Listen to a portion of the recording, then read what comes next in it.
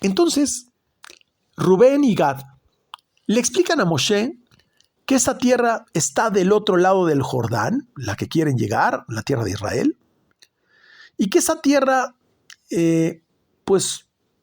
donde a ellos les interesa estar, así lo dice, de hecho, una de las traducciones de mi Humash, es una tierra que está castigada, ¿no? Es una tierra como que pareciera que está castigada. Pero supuestamente van a pelear con ellos para entrar a la tierra de Israel y luego van a regresar a esa tierra que es buena para ellos. Pareciera que Rubén y Gad son supremamente inteligentes en proveerle esta solución a Moshe para incluso decirles, ustedes van a cruzar el Jordán y nosotros nos vamos a quedar en esta tierra que está antes del Jordán y les vamos a cuidar la retaguardia. Por supuesto, Moshe se enfurece cuando le proponen esto y le dice, esta es la misma porquería que plantearon en la parashá de los espías las personas que fueron y que simplemente hablaron mal de la tierra que nos iba a entregar, de la tierra prometida. Ustedes nuevamente están hablando mal de la tierra prometida y diciendo que se quieren quedar en esta tierra para su beneficio. La verdad es que Dios da instrucciones a Moshe que por el defecto que hay en la tribu de Dan y de Gad, le da la instrucción a Moshe que no entren a la tierra de Israel. Es decir, ellos piensan que son supremamente inteligentes para no entrar a esa tierra. Pero en realidad es Dios que les puso ese pensamiento porque en el defecto que tienen no pueden entrar. ¿Cuál es el defecto que tienen? Toman decisiones conforme a sus emociones y conforme a sus 5 sentidos. No tienen profecía, que es todo lo que hemos estado hablando en esta clase. Y la razón por la que no tenían profecía es porque había zera levatala. Había relaciones inapropiadas, promiscuas, pérdida de semen en la tribu de Gad y de Rubén. En realidad, cuando Moshe acepta que van a ir a pelear por la tierra prometida y después se van a regresar, ¿sí? Ellos piensan que se vieron listísimos y le ganaron un premio a Moshe. La verdad, y esto pocos lo saben, es que Rubén lo que está proponiendo y aceptando es ser despojado de la tierra que le corresponde por su primogenitura. Cuando nosotros nos creemos muy inteligentes y que ya tenemos la solución ganada, a nosotros nos acaba de suceder esta semana algo similar donde nuestro abogado ya la sentía ganada, pero no está conectado con la profecía, en ese momento pierdes. Rubén, al proponer esto, estaba despojándose de la tierra que le correspondía en esa tierra prometida y estaba entregando su primogenitura porque había perdido ya su derecho como primogénito tiempo atrás. Cuando Jacob está muriendo, se acercan los hijos de Israel para pedirle una bendición y Jacob, lejos de darles una bendición, les pone una tremenda reprimenda a todos. Y la bendición que le da Jacob a Rubén, le dice, eres inestable como el agua, no tendrás éxito. Hace referencia, y aquí lo explico tomando en cuenta las enseñanzas de mi maestro, que no era estable como el Gesed de Abraham. Es decir, proviene de 2 pensamientos. Uno de impureza, que viene de la columna izquierda o de estados de juicio. Y el otro, pues es su intención positiva, digamos. Entonces, ¿de dónde viene esta idea? Mira, Sí quiero apoyarles en luchar por la tierra prometida, pensamiento de la derecha. Pero aquí nuestro ganado va a prosperar increíblemente, pensamiento de la izquierda. Es decir, hago lo que me han enseñado conforme a la Torá, hago lo que he aprendido en los secretos del cielo, o me sigo sintiendo inteligente para tomar decisiones por mí mismo. Ese es el problema de nosotros de todos los días. La semana pasada le dije a mi hija, tengo un mal presentimiento de esto. Y por no hacer caso a ese presentimiento, que además estaba sumamente conectado, precisamente nos dimos cuenta que estábamos en un error. Afortunadamente no trascendió a mayores, Baruch Hashem. Vamos a explicar de dónde viene esta dualidad de pensamientos. Y verán que todos nosotros fuimos procreados por nuestros padres con una cantidad de rupturas de pensamiento que es lo que nos hace ser justamente inestables. Rubén, pongan mucha atención, Rubén es primogénito, pero es hijo de Lea, ¿verdad? O sea, es el primer hijo de Jacob. Pero da la casualidad que cuando Jacob estaba en el lecho nupcial, él pensaba que estaba teniendo relaciones con Rachel, no con Lea. ¿Y qué es Rachel? Rachel es Malhut, es el mundo físico.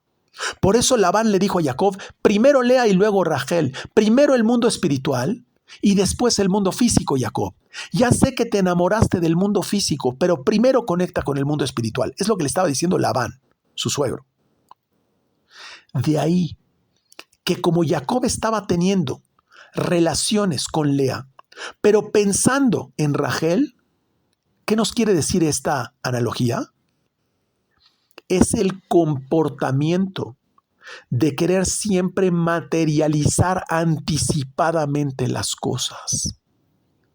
Por eso le dice a Jacob, tienes que esperarte. Primero tienes que trabajar para que entonces te entregue a Rachel. Tienes que elevarte en el mundo espiritual para dominar en el mundo material.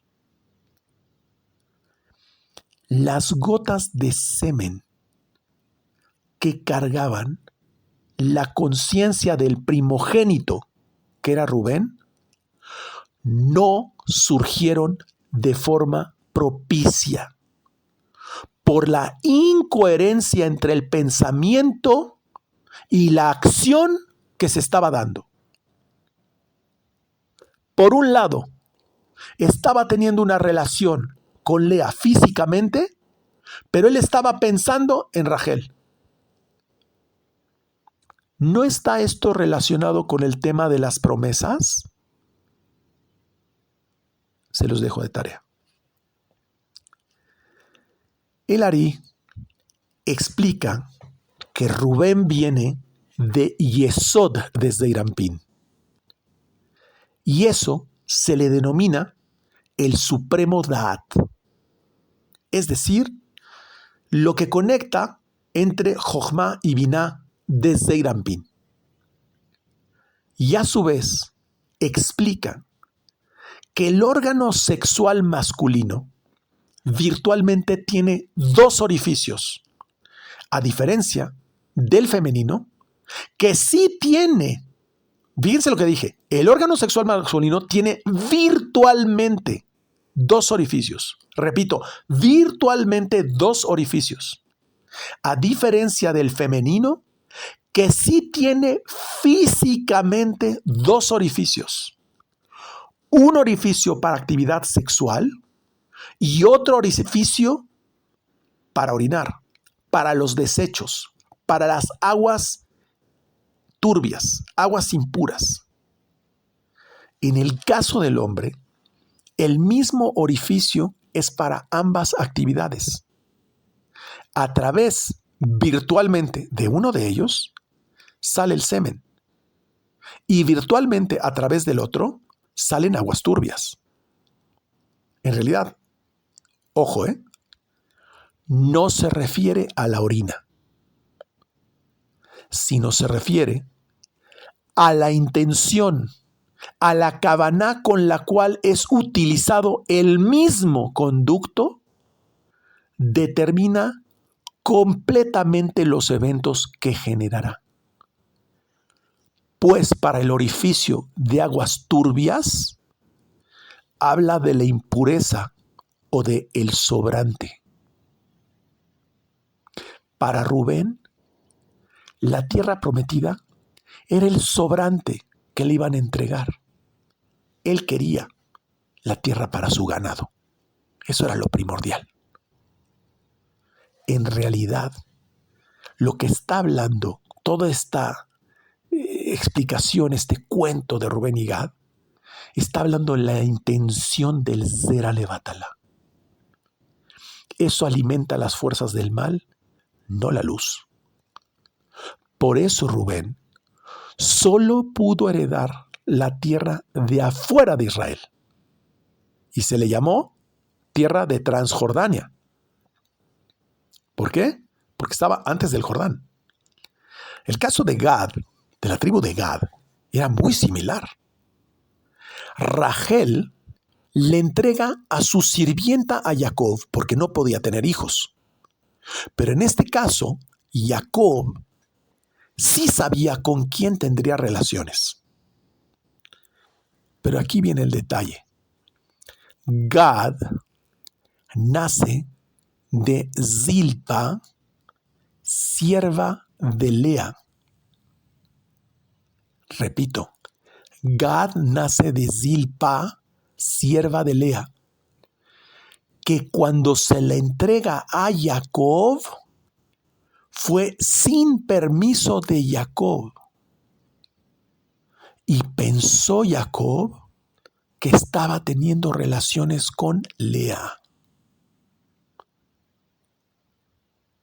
Es decir, no estaba teniendo relaciones y el pensamiento con Zilpa, sino con Lea. Nuevamente vemos cómo hay una precipitación por un canal inapropiado. Porque Zilpa no está en el árbol de la vida. Es una precipitación por un canal inapropiado. Nuevamente se relaciona con el tema de las promesas. ¿Se dieron cuenta? Precipitar por un canal inapropiado. Queremos materializar por el canal inapropiado. Queremos ir por el orificio de aguas turbias. No, es por el orificio de la pureza. En realidad, no estaba mal, ni siquiera era un problema que Rubén y Gad recibieran esa tierra adicional. El problema es que la decisión que toman no viene por vía profética, sino por su propia inteligencia, y eso lo lleva al caos. De hecho, la tierra que recibieron, cuando se levanta el imperio persa, la primera tierra que destruyen es la de Gad y la de Rubén. Los hacen pedazos.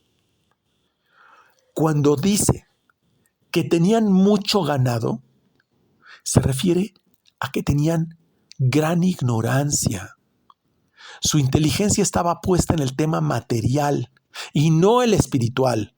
Es decir, estaban conectados con el fruto animal, para que lo entendamos ya más claro. Aquí hay un concepto muy importante. Explicado en parashot anteriores, lo relativo a los mundos del caos. Y de ahí sabemos que anteriormente a la creación de Adán, ¿sí? Adán y Rishon, Akadosh Baruj Hu se dedicaba a hacer y destruir mundos.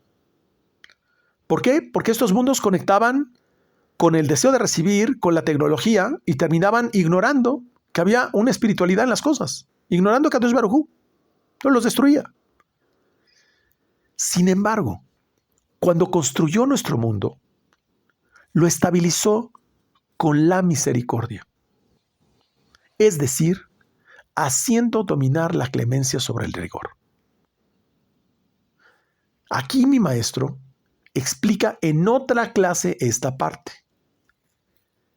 Y es cuando Agar le dijo a Abraham que expulsara a su sirvienta. Es decir, le está diciendo que quite el rigor de su vida, que quite la columna del rigor de su vida. Le está llamando a Agar pagana por sus costumbres. Es decir, que quite la columna del rigor. Sara estaba buscando que se cumpliera la ley de la clemencia que debe estar sobre el rigor. Y sabemos que decían que Sara era bellísima. ¿A qué se refiere? Que el cuerpo del patriarca era de un nivel espiritual tan alto que incluso podía rebasar la misma pureza de su alma que representa el patriarca. En este caso, Sara estaba manteniendo este equilibrio para que la clemencia siempre estuviera sobre el rigor. Y nace Isaac. Sin embargo, también explica en esta parashá que Abraham tuvo concubinas paganas y tuvo varias mujeres además de Sara. Jacob por igual. Entonces, aquí en esta parashá dice que no te puedes unir con mujeres paganas porque los patriarcas sí podían unirse con mujeres paganas. Es el caso de Agar, cuando la expulsó y después de la muerte de Sara, la trajo nuevamente, con él hizo teshuvá y la convirtió en Ketura. Es decir, hizo madurar espiritualmente a Agar y la convirtió en Ketura, es decir, la conectó con el nivel de Keter. La elevó. Su fuerza la hizo convertirla en otra mujer solo por su contacto. Y es que los patriarcas irradiaban tanta clemencia que en cuanto la mujer entraba en contacto con el patriarca, el rigor se disolvía. Era tal la fuerza de los patriarcas que la mujer pagana que se acercaba a un patriarca se convertía de inmediato al monoteísmo. Luego entonces comprendemos que las familias de los hijos de Yosef recibían una porción doble, que es lo que narra en el tema de la repartición. Una porción doble, porque tiene una porción en este mundo y tiene una porción en el mundo espiritual. A eso se refiere la porción doble. Porque los hijos de Yosef sí nacen con esa estructura de pensamiento única, donde Yosef tuvo sus hijos con el pensamiento y la intención con la misma mujer todo el tiempo. Luego entonces, esta parashá también nos habla más adelante de las hijas de Tzelofhad. Y nos dice que las hijas de Tzelofhad nacieron, que no tenían hijos, los difuntos maridos, y que finalmente, por lo tanto, no tenían heredad en ninguna de las tribus de Israel. En realidad, todo esto no es otra cosa más que la explicación, y voy a abreviar, de la ley del levirato. La ley del levirato, en el caso de las hijas de Tzelofhad, habla que la mujer de un difunto, cuando su esposo fallece y no le deja hijos, debe casarse con el hermano del difunto. Sí, una mujer de un difunto, cuando su esposo fallece, sí, es decir, el difunto, debe casarse con su cuñado y tener hijos con su cuñado. Y el primer hijo que tenga será la reencarnación del hermano difunto de esa viuda.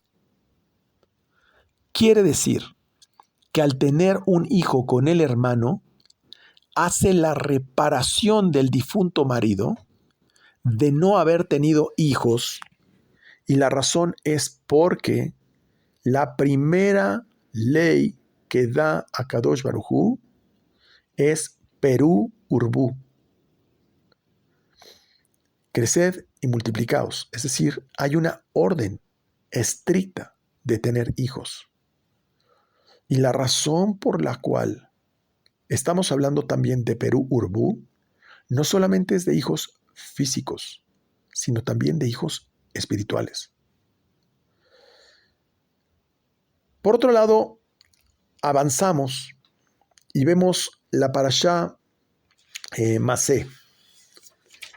La parashá Masé no está en el Zohar, y lo único que habla mi maestro viene de Sodot, que son transmitidos boca a oído según los escritos que hay. Y habla que el pueblo de Israel fue condenado a ir errante en el desierto a través de 52 paradas. Y justamente así empieza la parashá Masé. La voy aquí a más o menos referir. Dice, el Masé Bene Israel, dice, este es el itinerario de los hijos de Israel. Yatzeu meretz Misraim, letzi botam, veyad Moshe ve Aarón. Dice que salieron de la tierra de Egipto con sus legiones al mando de Moshe y Aarón. ¿Qué es salir de Egipto con sus legiones? Es decir, cuando nosotros salimos de nuestra materialidad y empezamos un proceso de maduración emocional, intelectual y espiritual. Para poder lograr ese proceso de maduración, estamos llegando aquí a la conclusión, lo que es Malhut de Serampín, la conclusión del cómo nosotros adquirimos una madurez en términos del manejo emocional. Y es que nuestro deseo, que no está conectado por vía profética, y ya lo hemos explicado cómo es, a través de la relación de unir Yesod y Malhut en Shabbat con Jochma. Eso es lo que desarrolla el proceso creativo para efectos de llegar a una madurez emocional. Es decir, ya no dependemos de las emociones, sino del plan maestro de diseño que hicimos a nivel creativo, de cómo queremos que el programa se reproduzca por el sistema creador. Nosotros somos programadores del sistema creador. Y Akadosh Baruj Hu quiere que nosotros seamos coparticipantes de lo que esta entidad, esta inteligencia va a desarrollar o a manifestar a través de ese programa que nosotros haremos. ¿Qué representa ese programa? Bueno, en realidad se refiere a esas 42 etapas que pareciera son 42 paradas en el desierto. ¿Cuál desierto? El desierto de la ignorancia. El desierto donde estamos en una introspección de maduración. Hablar de Israel en el desierto es hablar de un niño que está madurando poco a poco su sistema de actuar, su sistema emocional, su sistema intelectual y su sistema espiritual. Hace referencia a que estas 42 etapas son los 42 nombres que están incluidos en las iniciales del Anabejoach. Y quiero aclarar que no estamos hablando propiamente del Anabejoach. El Anabejoach, que es una melodía, una canción, una oración en el peor de los casos, lo que tiene son 42 palabras. Y cada una de estas palabras, su inicial, forma palabras, pero en realidad esconde 42 nombres después de cada inicial que no se pueden pronunciar porque son directamente los nombres o los códigos con los que Dios creó el mundo. Por lo tanto, en el sentido literal, parece que el pueblo de Israel estuvo en el desierto físico, pero esta es una metáfora, porque estar en el desierto realmente se refiere a estar en la meditación, puesto que al momento de salir del cuerpo, al salir de ese estado físico, es decir, salir de Egipto, pareciera estar en un desierto, es decir, un lugar donde no hay árboles, no hay piedras, no hay personas. Salir de Egipto representa estar en el desierto en una mente limpia. Y ahí es donde nosotros podemos involucrarnos en el proceso creativo. Es ahí donde hay que subir escalones de elevación espiritual. De hecho, cuando la Torá habla de desierto, hablamos de una ausencia de algo. Pero las 42 paradas hacen referencia a un estado de elevación espiritual. Por lo tanto, mentira que hubo una condenación al pueblo de Israel. Por favor, apúntenlo. No hubo condena alguna al pueblo de Israel, sino que es un proceso de maduración. Es un proceso de ascensión espiritual a través de 42 escalones dentro del mundo espiritual. Y si nos ponemos a analizar la Parashá Masé, que tardaríamos buen rato, y entendemos el significado espiritual de cada una de las paradas del pueblo de Israel, vamos a entender que es desde que salen de Egipto, es decir, desde que salimos desde esa concepción del cuerpo, hasta el último nivel, que es cuando llega al nivel de Biná, es decir, al nivel de la tierra prometida, que es ese estado meditativo. Ese es el proceso de maduración. ¿Cómo sabemos esto? Porque está escrito: a vosotros que os doy ese país. Así está escrito. Entonces, si estábamos en el desierto, ¿no es una contradicción? ¿O es el desierto o es un país? Entonces sabemos que estamos hablando que la tierra prometida a la cual llegó el pueblo de Israel es el país de la meditación. Entendemos que la Biblia no es más que un manual de meditación. Ya hemos explicado que Israel no es una región geográfica, sino un estado de conciencia. Y justamente todas las guerras y todos los problemas que hay en este momento en la región geográfica de Israel es el reflejo de ese estado de conciencia donde prostituimos la Shejinah, prostituimos a Israel, donde hicimos celebraciones para festejar el lesbianismo, el homosexualismo, el Zera Levatalá, hicimos fiesta de Zera Levatalá, y la consecuencia de esa fiesta fue una matanza y una humillación y un ultraje de nuestros compatriotas de Israel, de la misma forma como nosotros violamos y ultrajamos la semilla del pueblo de Israel.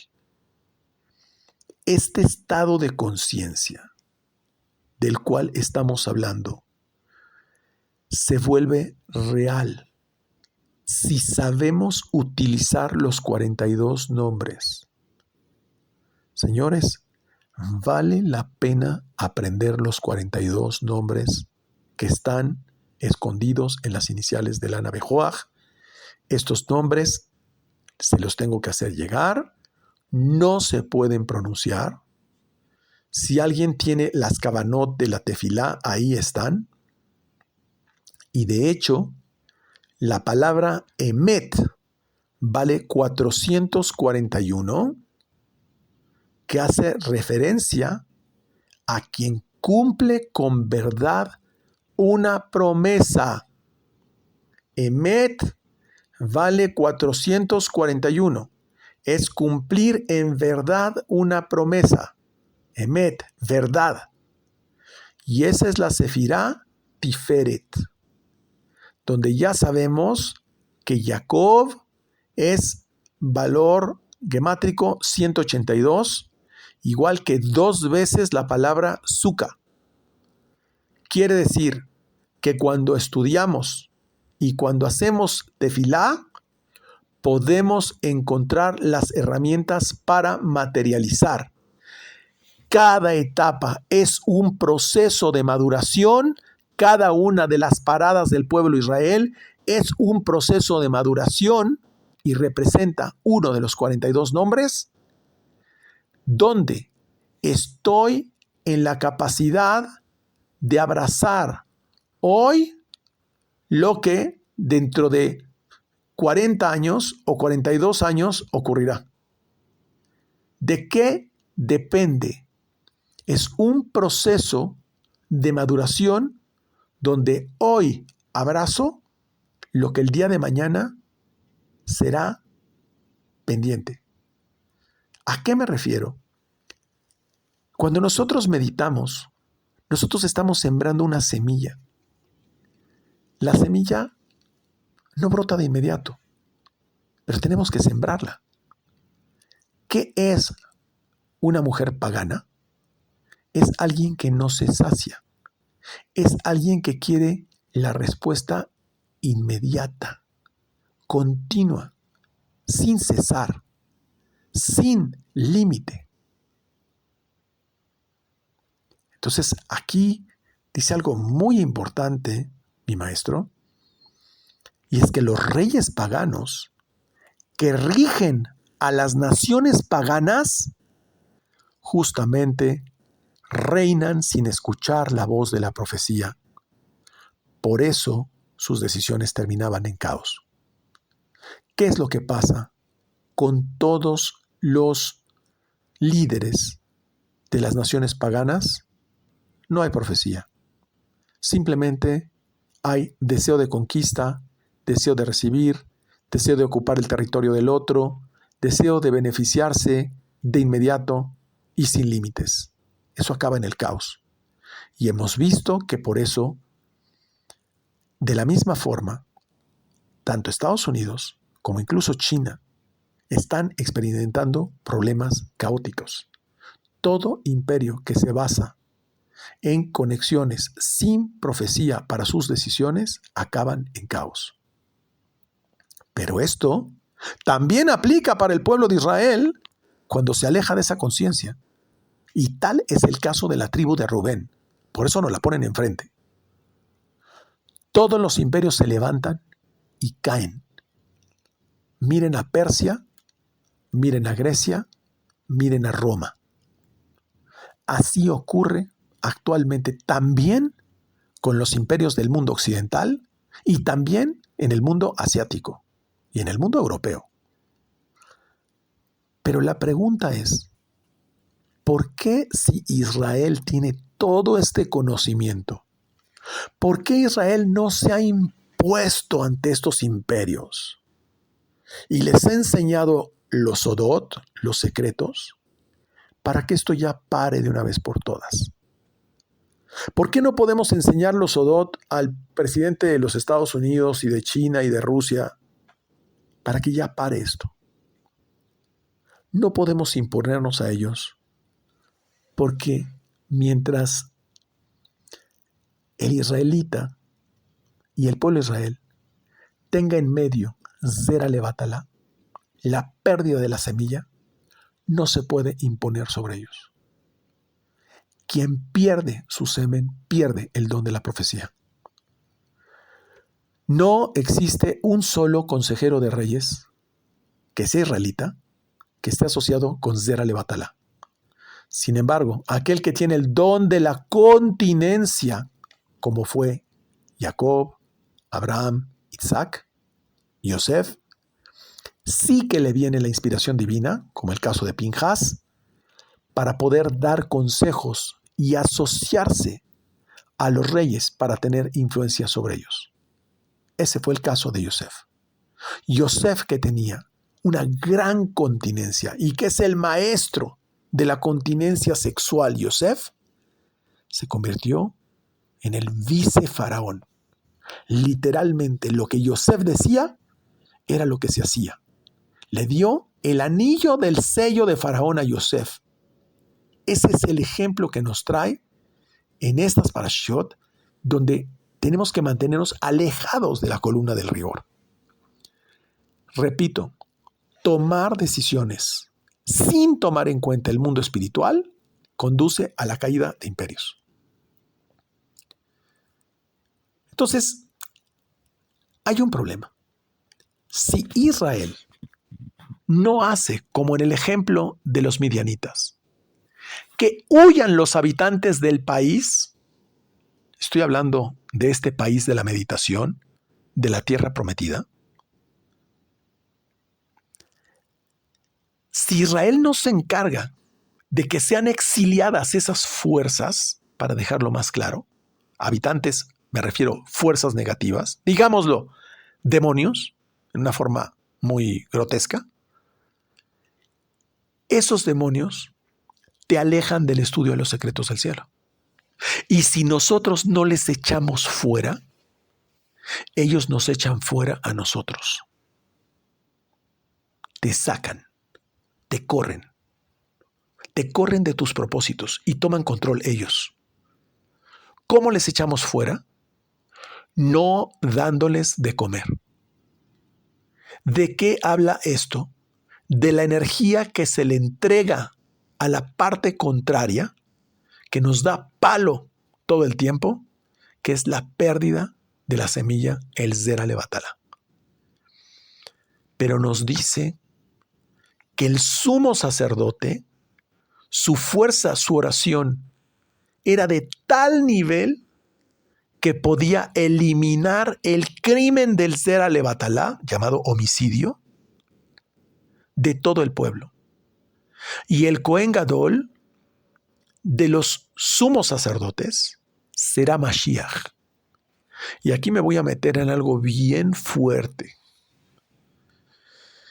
En realidad, la gran misión de Mashiach, del Mesías, es erradicar a estos habitantes del país, es decir, a los demonios del mundo, que se han alimentado del Zera Levatala por todos estos años. Por lo tanto, queridos amigos, puedo garantizar que el Mesías jamás ha estado ni ha prevalecido en este mundo, porque esta condición continúa habiendo promiscuidad, continúa habiendo pérdida de semen por todas partes, y por lo tanto no hay profecía en el ser humano, y por lo tanto todas las decisiones que toma el ser humano son erradas. La era mesiánica marca un ser humano que toma decisiones correctas y que están basadas en conexiones proféticas y que están basados en decisiones que no están acompañados de pérdida de la semilla. ¿De qué nos habla? Que para tener una promesa firme, que precisamente cuando la mujer, esa mujer, está sola y la toma sola, esa es la columna del rigor. Y te dice que la única forma de corregir eso es a través del esposo y del padre. Una vez más, estamos hablando de evitar la pérdida de semen y, por el contrario, el utilizar la semilla de forma correcta en Shabbat. Por eso empieza la parashá con la palabra Ze, la conexión con Shabbat. Y por otra parte, también vimos que hablaba de que las diferentes tribus de Israel intercambiaban las posesiones y herencias que tenían. Nos habla de cómo se relacionaron en esta parashá Mazé. Al final también nos dice cómo se fueron mezclando las diferentes tribus, y por eso hace un recuento después de las diferentes paradas. Nos dice aquí que pues estaban todas las tribus, la de Rubén, la de sus familias paternas, las de Gad, la mitad de la tribu de Manashe, estaba la herencia, y las otras tribus y media mencionadas tomaron heredad del otro lado del Jordán, etc. Y luego dice, estos son el nombre de las tribus que tuvieron el reparto, dice cómo hicieron el reparto entre las diferentes tribus, y habla de las ciudades del refugio, que también ya hemos hablado de eso ampliamente en otras parashiot. Entonces, aprendemos también de este intercambio que hubo en las tribus, que en realidad las tribus encontraban puntos comunes justamente en este mes que está empezando, que es el mes de Av. Y así como el 9 de Av contiene el día prácticamente más negativo del año, el 9 de Av, Es prácticamente la forma de contención del Satán incluido en un solo día. También tenemos el día 15 de Av, donde hacemos referencia que así como el 9 de Av es el día más negativo del mes de Av, el 15 de Av es el día más luminoso en términos de unión. Es el verdadero día del amor y la amistad, llamado Tu B'Av. Tu B'Av. Ese día rige una energía donde los sabios decretan que las tribus se pueden aliar por ser la luna llena de Leo. Ese día los encuentros de matrimonio, dicen los sabios, que se hacen por orden divina y no por una elección de las personas. Se aclara que no pensemos en el encuentro de almas gemelas que ocurren por el mérito humano. Las almas gemelas no se encuentran por mérito humano, ni por andar buscando pareja. Ese es un mérito que debe ganarse. Y si alguien ostenta hacer dicha labor por cuenta propia, mediante sus capacidades humanas limitadas, lo más seguro es que salga mal. Se aclara que ese mérito de encontrar su alma gemela ocurre por el estudio del Zohar. ¿Pero por qué? Porque ahí están los secretos que te conducen a la llave para pagar el mérito que necesitas para encontrar tu alma gemela. Estamos hablando de varias cosas, que es leer el libro completo de Salmos, o 40 veces el Shir HaShirim, etc. ¿Por qué es tan importante esto? Porque la mayor felicidad que hay en la vida es poder convivir con tu alma hermana. Y esto que voy a decir es grotesco. La mayor infelicidad que hay es convivir con el alma hermana de otro. Porque con tu alma hermana, el recipiente es perfecto. No hay fisuras. Y podrás afrontar cualquier problema que se te presente. Por eso está relacionado con las 42 paradas y los 42 nombres, que te permiten afrontar cualquier problema de la vida que se te presente. Pero con la de otro, con el alma hermana de otro, el recipiente es incompleto. Y aunque Dios mande la bendición, se pierde por las fisuras. Y cuando vienen problemas, lo que hay es discusiones entre la pareja y no soluciones entre la pareja. Porque cada uno lucha por su lado, porque no están hechos el uno con el otro.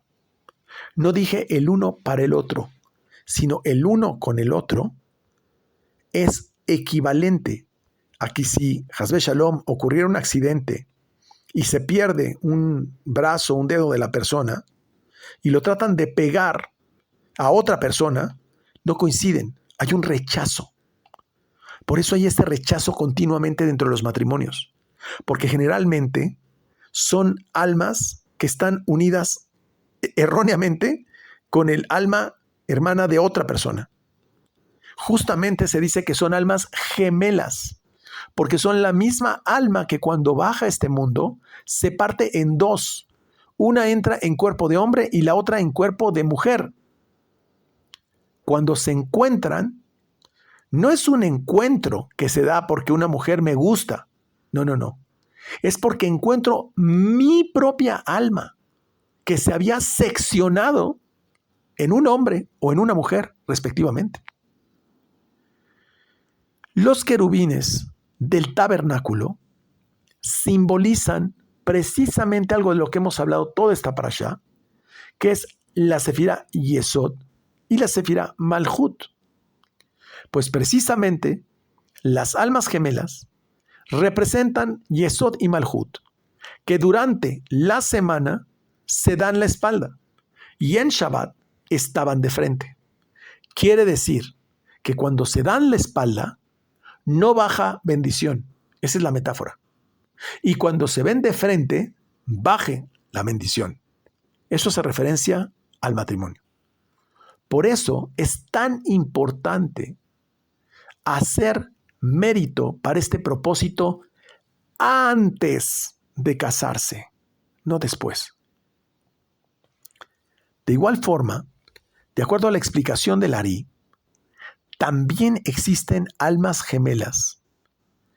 Es un símil que cuando entendemos que nuestro Yesod se manifiesta como si fuera alma gemela de Malhut.